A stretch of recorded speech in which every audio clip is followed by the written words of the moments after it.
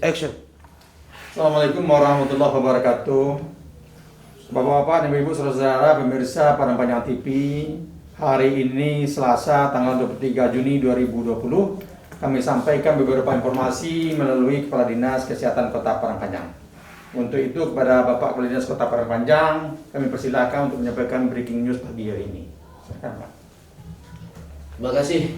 Assalamualaikum warahmatullahi wabarakatuh. Pemirsa yang kami hormati. Memang pada pagi hari ini, tepatnya sesudah sholat subuh, saya menerima informasi dari Humas Pemerintah Provinsi Sumatera Barat melalui WhatsApp, di mana pada pagi ini ada penambahan 2 kasus positif di Kota Padang Panjang. Dari informasi tersebut kita coba menelusuri terhadap 2 orang warga Padang Panjang tersebut. Setelah kami dapatkan informasi, beliau adalah orang tua kita, yaitu Bapak Dr. Mawardi beserta istri. Setelah dapat nama tersebut, kami coba menggali lagi di mana keberadaan beliau sekarang. Dan dari data yang ada pada kita, memang pada hari Sabtu tanggal 20 Juni istri beliau ada keluhan sakit di rumah dengan gejala demam. Dan dari pemeriksaan lainnya, kebetulan suami beliau ada Pak Dr. Mawardi, diukur tensi sekalian, memang ada sedikit kenaikan tensi. Di samping itu juga sakit tenggorokan. Dari hasil pemeriksaan dan pemantauan Pak Mawardi sebagai seorang dokter yang juga praktek swasta di rumah atau praktek mandiri, maka dibawa pada hari Sabtu tersebut ke RSUD Kota Padang Panjang melalui unit gawat darurat gitu. Setelah dilakukan pemeriksaan di sana dengan petugas kesehatan, baik tensi beliau, suhu beliau waktu itu hanya 36 derajat Celcius gitu. Enggak demam gitu. Cuma sakit tenggorokan. Dengan sakit tenggorokan tadi, maka dilakukan ronsen pada hari Sabtu tersebut. Dari hasil ronsen terlihat di sana ada indikasi ibu Pak Mawardi ditetapkan sebagai pasien PDP Rumah Sakit Padang Panjang, yaitu pasien dalam pemantauan dan dirawat karena PDP. Beliau dirawat di ruang COVID RSUD Kota Padang Panjang, ditangani secara COVID. Kemudian sesuai dengan standar atau SOP yang ada dalam penanganan COVID di rumah sakit, jika pasien tersebut PDP, itu harus kita tindak lanjuti dengan swab. Ya, lanjut dengan swab. Maka diambillah swab ibu atau istri Pak Mawardi pada hari Senin, sekalian dengan Pak Mawardinya, Kemudian hasil swab kita antarkan ke laboratorium Universitas Andalas hari Senin itu juga. Dan pada hari Selasa dini hari keluar hasilnya, Pak Mawardi dan ibu Pak Mawardi dinyatakan COVID positif. Jadi dalam hal ini, maka Padang Panjang bertambah 2 orang COVID pada hari Selasa ini. Nah, ini permasalahannya lagi saya tadi sudah konfirmasi langsung dengan Pak Mawardinya. Alhamdulillah kalau Pak Mawardinya tanpa gejala gitu, tidak ada keluhan apa-apanya, tidak ada keluhan lain-lain yang dirasakan oleh Pak Mawardi sendiri. Kemudian saya juga sudah berkoordinasi dengan dokter yang merawat, Dokter Yeni Mukhtar, spesialis paru, dan saya juga sudah konfirmasi dengan beliau. Sekarang yang jelas kedua pasien COVID tersebut, satu ibu kita rawat ya sampai sembuh, kemudian Pak Mawardinya kita isolasi.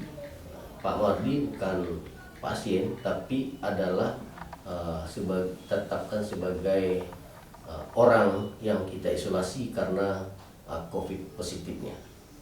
Itu perkembangan di rumah sakit yang ada pada saat ini. Sedangkan untuk selanjutnya dari positif 2 orang tersebut tentu kita harus melakukan tracking. Artinya 2 minggu ke belakang siapa-siapa saja dari warga Padang Panjang dan sekitarnya yang kontak dengan ibu Pak Mawardi dan kontak dengan Pak Mawardi itu harus kita lakukan swabnya. Di dalam ini kita pada kesempatan ini menghimbau kepada masyarakat Kota Padang Panjang dan sekitar.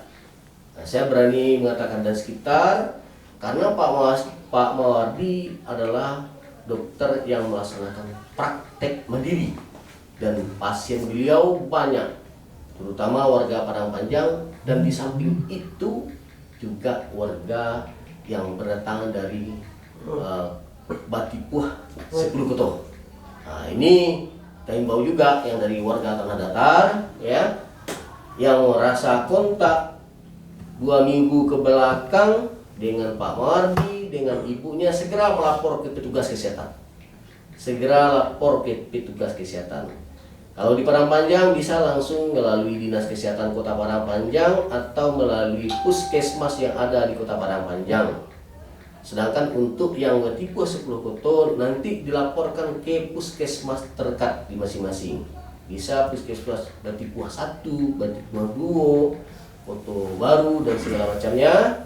Sehingga kita berharap kasus ini tidak terjadi penularan yang lebih besar dan lebih luas, sehingga bisa langsung kita putus mata rantainya.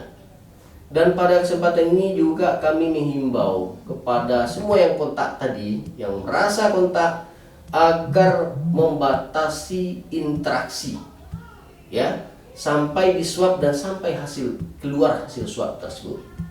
Mana tahu nanti di antara kita ada yang positif.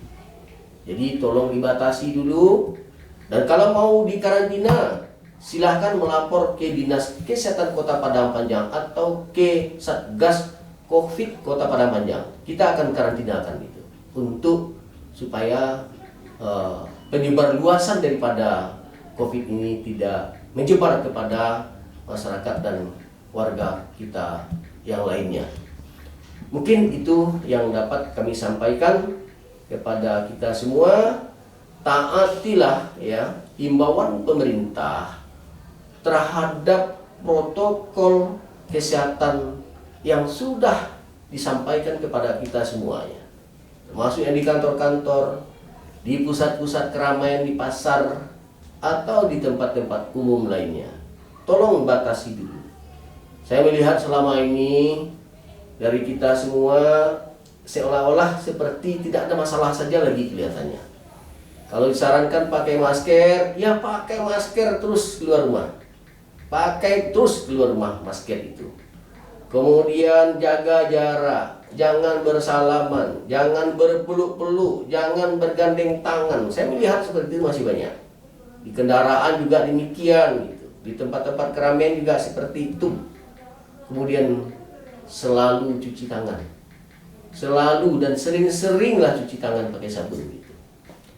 Terakhir, kami menghimbau kepada Bapak Ibu warga Padang Panjang yang kami cintai, di samping sudah mentaati protokol kesehatan, pakai masker, selalu dan sering cuci tangan, tidak kontak ya.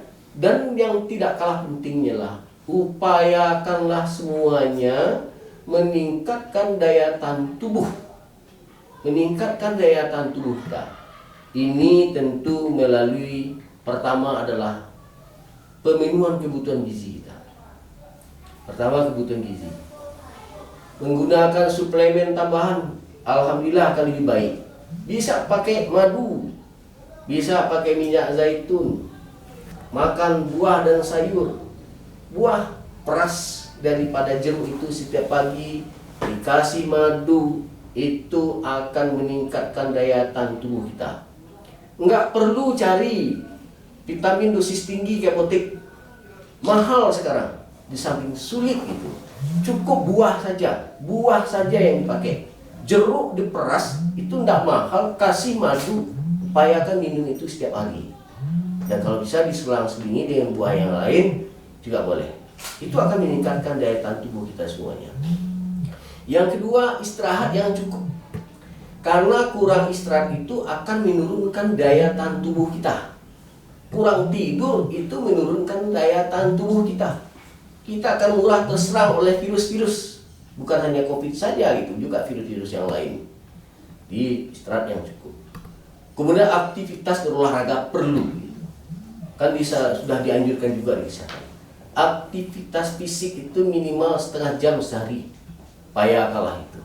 Mari kita semuanya, kalau sekiranya terkontak juga kita dengan virus karena mungkin gagal masker atau gagal kita menjaga bersentuhan atau jaga jarak, benteng terakhir tingkatkan daya tahan tubuh kita. Begitu saja yang dapat kami sampaikan kepada Bapak Ibu saya yang kami hormati. Assalamualaikum warahmatullahi wabarakatuh. Waalaikumsalam warahmatullahi wabarakatuh. Demikian tadi para pemirsa dijelaskan oleh Bapak Nur Yanuar, Kepala Dinas Kesehatan Kota Parangpanjang, bahwasanya COVID-19 di Kota Parangpanjang ini belum berakhir. Sekalipun kita sekarang new normal, untuk itu kepada seluruh warga Kota Parangpanjang, pemerintah tidak bosan-bosannya mengimbau agar tetap mematuhi protokol kesehatan. Pakai masker, hindari kontak fisik, cuci tangan pakai sabun dengan air yang mengalir, dan hindari kerumunan, jaga jarak.